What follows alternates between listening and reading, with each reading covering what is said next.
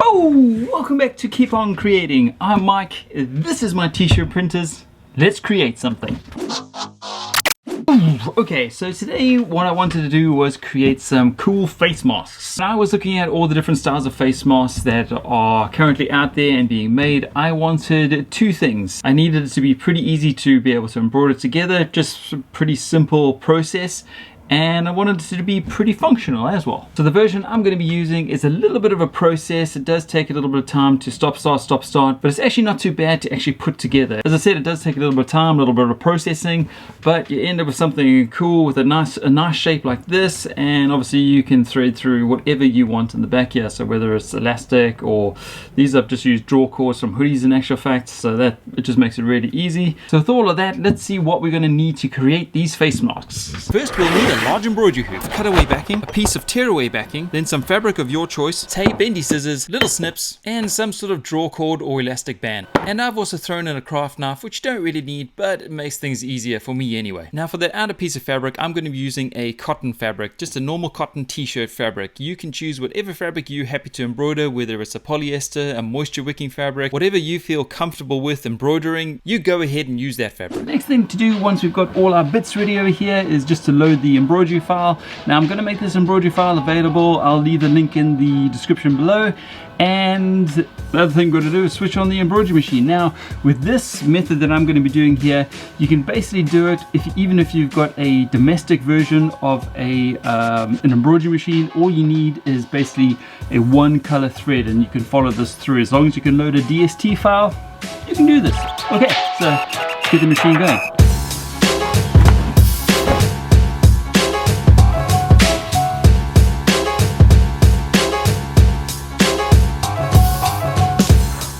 Okay, so to explain the process that we're going to be working through is basically after every single color, except for the last one, we have to put a stop in. So there's going to be 4 different colors, and we're going to put in 3 stops. So we're going to have color 1, we're going to put a stop, color 2, we're going to put a stop, color 3, we're going to put a stop. So after every single color, we have to do something. And that's why it's a little bit of a process, but it's fun and you get to have your own face mask. For the version I'm going to be doing, I'm going to be using a black thread. Yep, a black thread. So I can, number one, I can see what I'm doing when I sew out my first guide. And then I'm going to sew the next one on top of that, next one on top of that, all just going to be a black thread. That's what I'm going to be using. So we're going to take our big hoop first, which is my big 30cm hoop, and I'm going to hoop this stabilizer. Now this is the cutaway stabilizer, this is the very stiff stabilizer. So basically what you want to do when you're hooping this, you want this as tight as possible. I can't get this any more tighter than it is, just purely because this is just, we are only going to be embroidering on just this little piece of stabilizer. So that's the only thing we're going to be hooping. So you kind of want it to be nice and tight. So we're going to hoop this up first, just make sure it's nice and pop it in, make sure it's nice and tight. Now ordinarily I wouldn't pull this if I'm pulling it at the moment, just purely because it's backing. I'm happy just to pull it because it's not really going to warp out of shape or anything. I just want this to be as tight as possible in this hoop, and pulling it is okay. So let's load this on the embroidery machine. So this is the first stage. I'm just going to embroider down the black thread, and also the reason why I'm using the black thread is so we can see what we're doing. This first stage is just it's laying down a template, a guide, so we know where to put our other fabric on top of this one. So I'm going to hit this and go.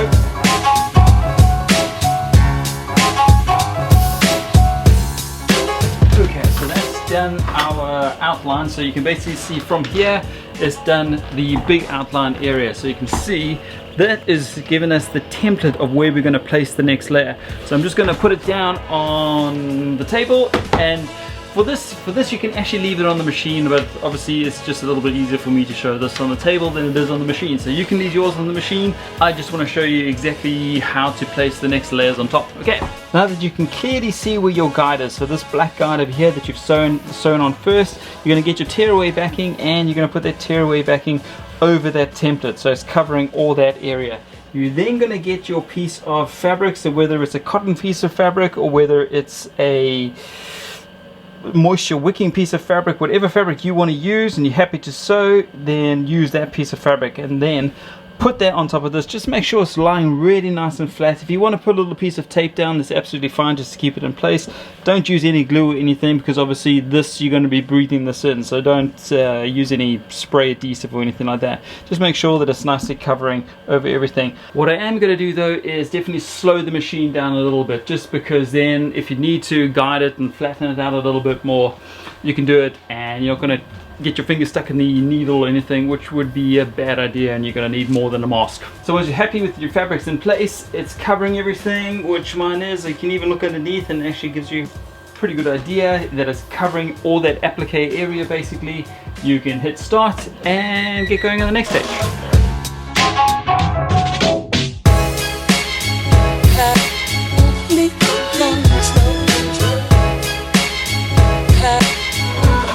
That is the next stage done. So now it's sewn on our piece of fabric and our piece of backing.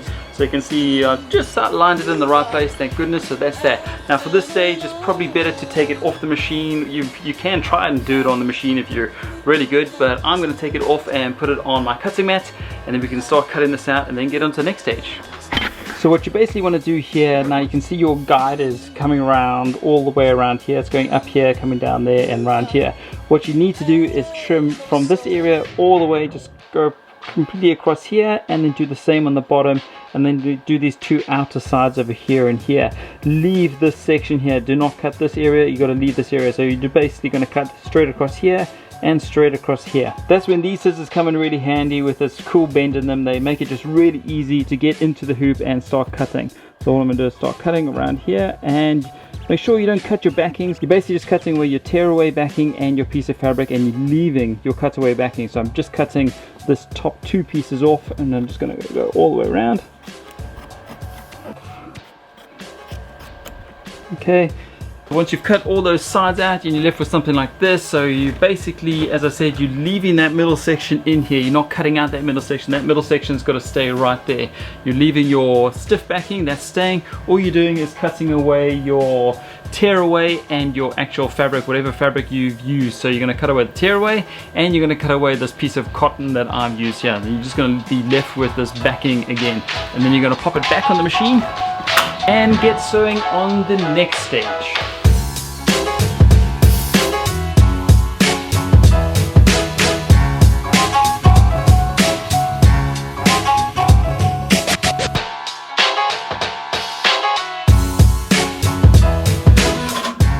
Okay, so now it's stopped again, and we're going to take it off. Now this bit you probably should take it off, because it's going to be the easiest way to do it.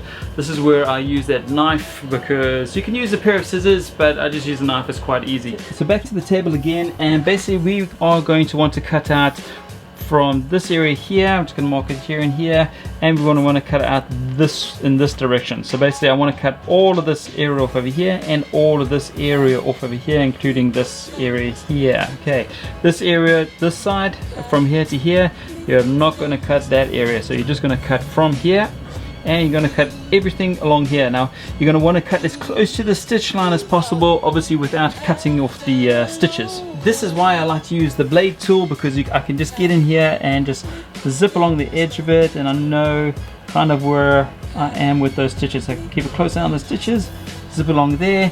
Likewise for this side here, I'm just going to do the exact same thing. Just going to zip along those edges there, and now I'm going to cut along this area over here.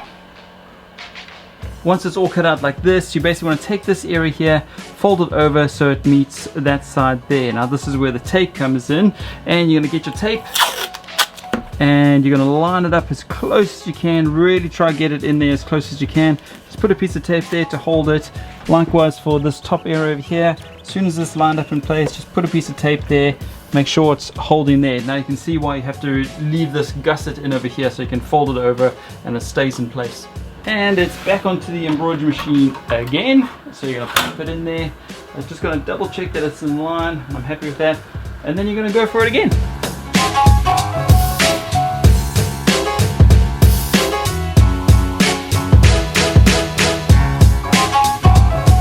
And we're almost there now. So basically we've sewn those two edges off. I'm just going to take this tape off here and head over to the table again.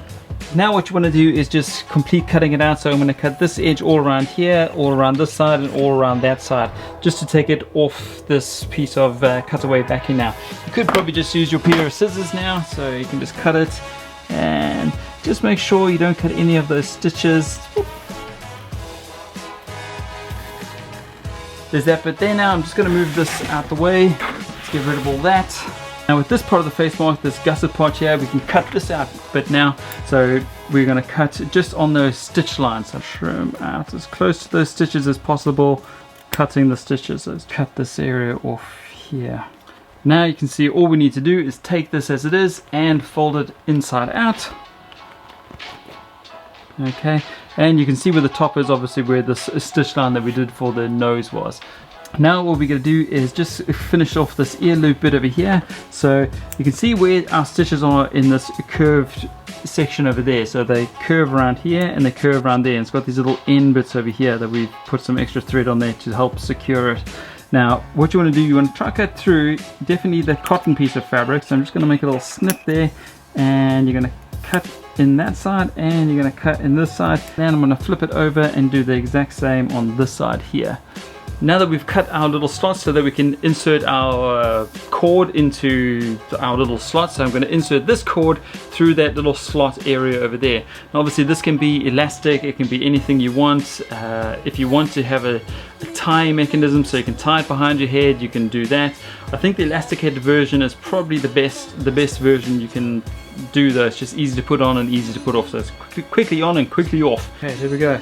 So I've just fed it through that little slot over there, so you can see it's just fed through that little area, and I'm just going to pull it. Now obviously, as I said, you can use elastic, whatever you want. If you want to have a tie from this side to tie to that side, that's also okay. Basically what it ends up with too is like this. So all I've done is with this one here, I've taken them together like so, and I've just sewn them together, and I've just pulled it back through this area over here. So my actual tying area is hidden in this little area here, and it actually makes it quite neat. So that is how you make your face mask. And if I put it on, you can see it's actually pretty comfortable. It covers everything, muffles the voice. And that's how to make a face mask. So it's actually pretty easy to put this together. It's just a little bit of a process you have to go through to make it. But at the end of the day, you get a cool face mask out of it. And that about brings it to the end of this episode. I hope you enjoyed it. As I said, if you would like this embroidery file, I'll leave a link in the description below. Just go have a look at that. Smash that like button, subscribe, stay safe, and keep on creating. I'm out here.